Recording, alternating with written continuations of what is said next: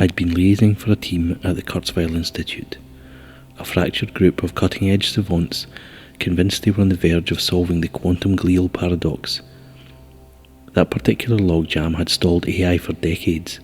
Once broken, the experts promised we'd be 18 months away from the first personality upload and only 2 years from reliable human consciousness emulation in a software environment. It would spell the end of corporeal history, usher in a singularity that had been waiting impatiently in the wings for nigh on 50 years. 2 months after Firefall, the Institute cancelled my contract. I was actually surprised it had taken them so long. It had cost us so much, this overnight inversion of global priorities, these breakneck measures making up for lost initiative. Not even our shiny new post-scarcity economy could withstand such a seismic shift without lurching towards bankruptcy. Installations in deep space, long since imagined secure by virtue of their remoteness, were suddenly vulnerable for exactly the same reason.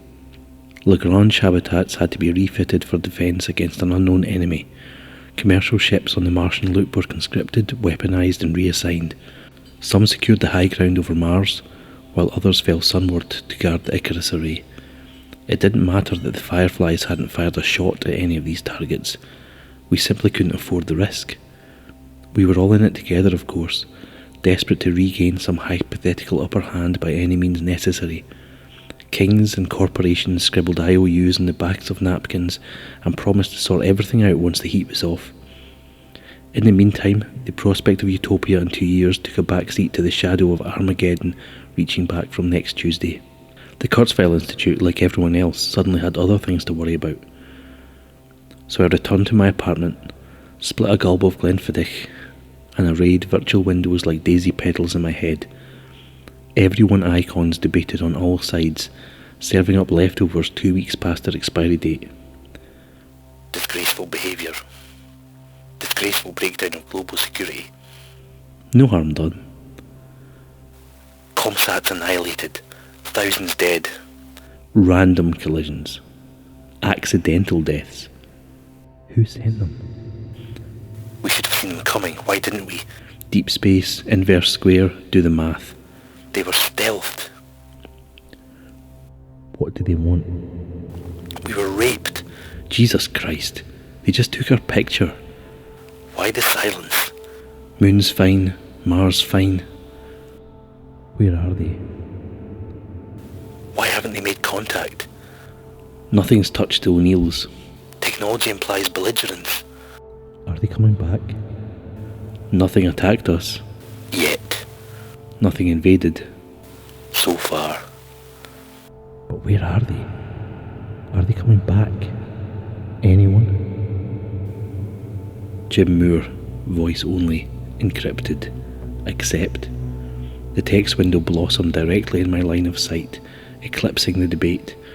I read it twice. I tried to remember the last time he'd called me from the field and couldn't. I muted the other windows. Dad? Son, he replied after a moment.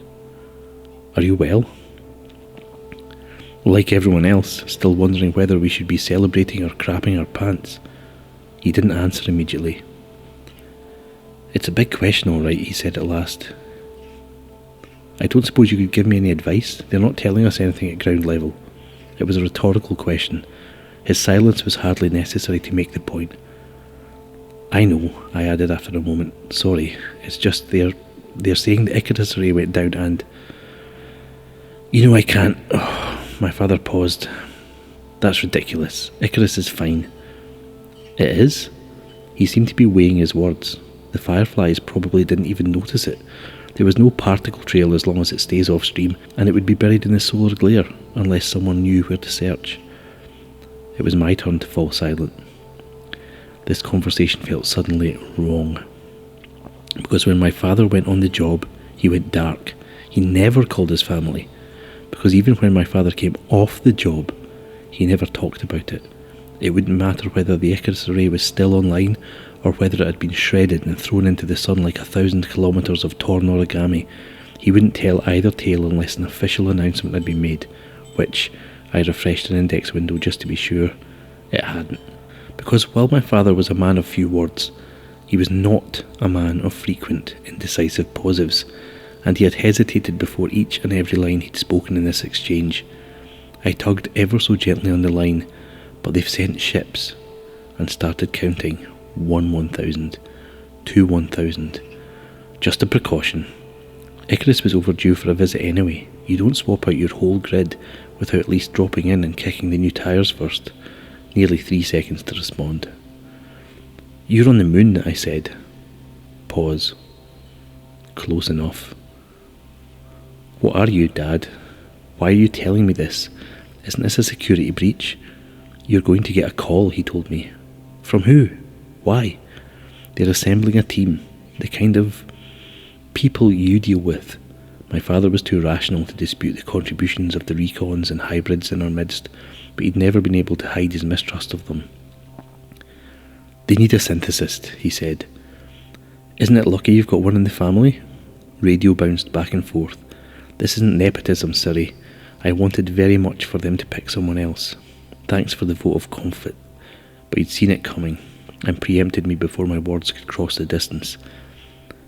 It's not a slap at your abilities, and you know it. You're simply the most qualified, and the work is vital. So why?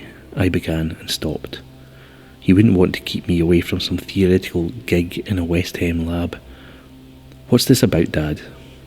The Fireflies. They found something. What? A radio signal from the Kuiper. We traced the bearing. They're talking? Not to us. He cleared his throat. It was something of a fluke that we even intercepted the transmission. Who are they talking to? We don't know. Friendly? Hostile? Son, we don't know. The encryption seems similar, but we can't even be sure of that. All we have is the location. So you're sending a team? You're sending me? We'd never gone to the Kuiper before. It'd been decades since we'd even sent robots. Not that we lacked the capacity, we just hadn't bothered.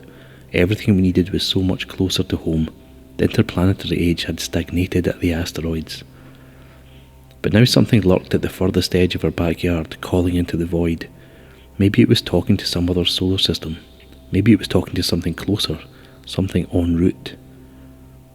It's not the kind of situation we can safely ignore, my father said. What about probes? Of course, but we can't wait for them to report back.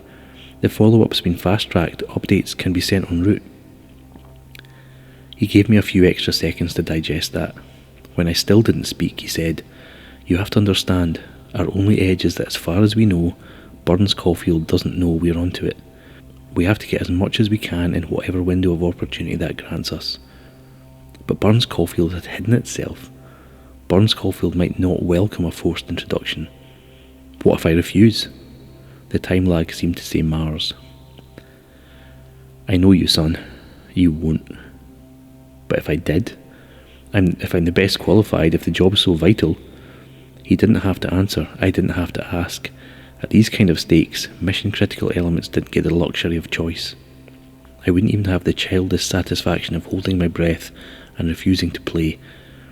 The will to resist is no less mechanical than the urge to breathe. Both can be subverted with the right neurochemical keys. You killed my Kurzweil contract, I realised. That's the least of what we did. We let the vacuum between us speak for a while. If I could go back and undo the thing that made you what you are, Dad said after a while, I would. In a second. Yeah.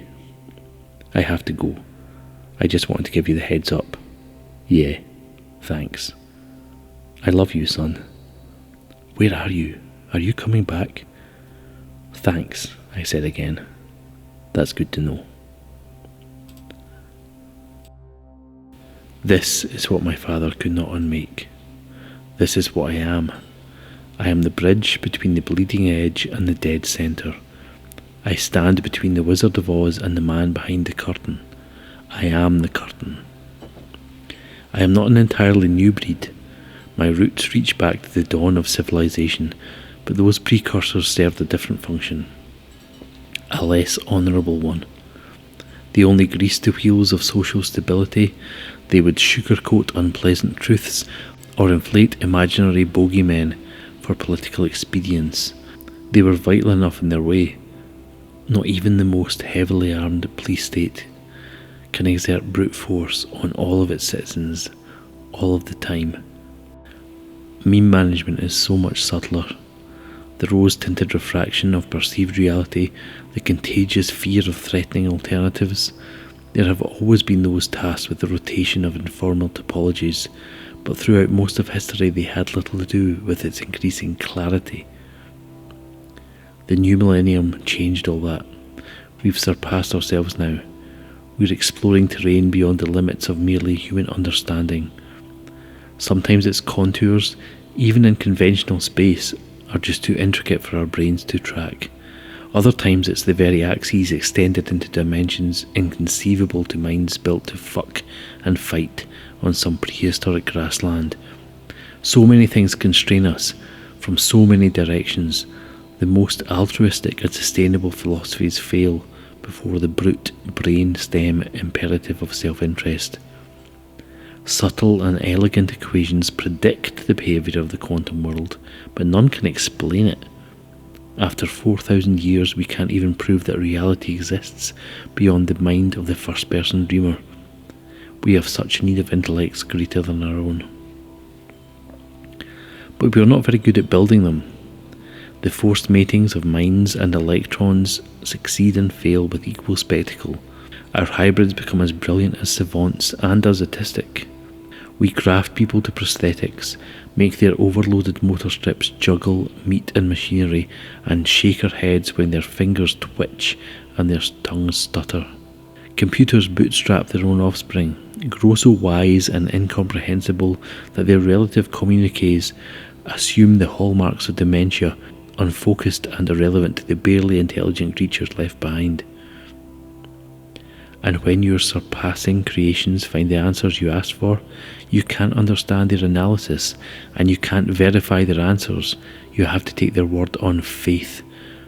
Or you use information theory to flatten it for you, to squash the tesseract into 2 dimensions and the Klein bottle into 3, to simplify reality and to pray to whatever God survived the millennium that your honourable twisting of the truth hasn't ruptured any of its load-bearing pylons. You hire people like me, the crossbred progeny of profilers and proof assistants and information theorists. In formal settings you'd call me a synthesist. On the street you'd call me jargonaut or poppy. If you're one of those savants whose hard-won truths are being bastardised and lobotomised for powerful know-nothings interested only in market share, you might call me a mole or a chaperone. If you're Isaac Spindle, you'd call me commissar, and while the jibe would be a friendly one, it would also be more than that. I've never convinced myself that we made the right choice.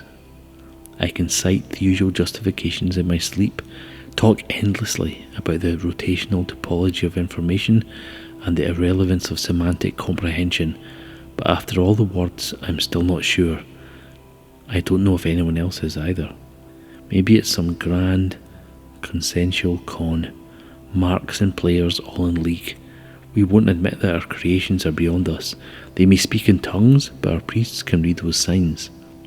Gods leave their algorithms carved into the mountainside, but it's just little old me bringing the tablets down to the masses, and I don't threaten anyone. Maybe the singularity happened years ago. We just don't want to admit we were left behind.